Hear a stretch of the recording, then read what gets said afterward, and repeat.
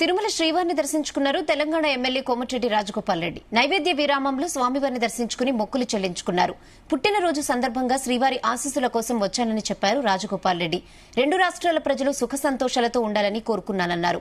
దేశ ప్రజల భవిష్యత్తు 4న తేలుతుందన్నారు.